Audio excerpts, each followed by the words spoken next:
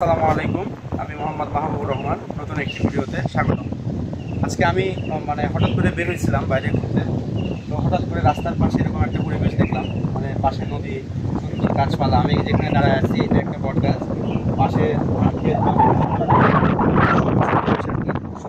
হচ্ছে এত সুন্দর নির্মল বাতাস, যেটা বলার বাহিরে আর কি। তো ভাবলাম যে আপনাদেরকে এই বাতাসের উপকারিতা সম্পর্কে একটু ধারণা দেই। তো যার কারণে হঠাৎ করে এই ভিডিওটা শুট করা।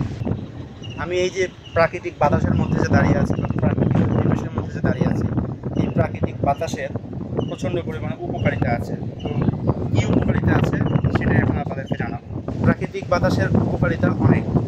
যেমন প্রাকৃতিক বাতাস আমাদের মস্তিষ্কের অক্সিজেন সরবরাহ করে ঠিকমতো।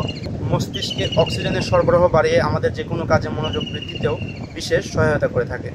শুধু তাই নয়, এই প্রাকৃতিক বাতাসের মধ্যে থাকার কারণে আমাদের ফুসফুস পরিষ্কার রাখতে বেশ ভূমিকা পালন করে। এমনকি এটি আমাদের ইমিউনিটি সিস্টেম বাড়ায়, আমাদের শরীরের রোগ প্রতিরোধ ক্ষমতা বৃদ্ধি করে। সবুজ প্রকৃতি বা এই ধরনের বাতাস আমাদের স্ট্রেস কমায়, যার কারণে আমরা উৎফুল্ল থাকতে পারি।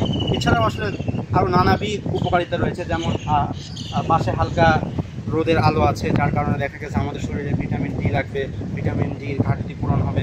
এই ধরনের আরও অনেক অনেক উপকারিতা আমরা পেয়ে থাকি। এই জন্য আমরা যে কোনো সময় বা যে কোনো মাধ্যমে সময় পেলেই এরকম প্রকৃতি উপভোগ করার চেষ্টা করব, অথবা আমাদের সামর্থ্য হলে আমরা বিভিন্ন সুন্দর প্রাকৃতিক জায়গায় ঘুরতে যাওয়ার চেষ্টা করব, যাতে আমাদের শরীর মন সুস্থ থাকে। আশা করি এই ধরনের তথ্যগুলো পেয়ে আপনাদের উপকার হয়েছে।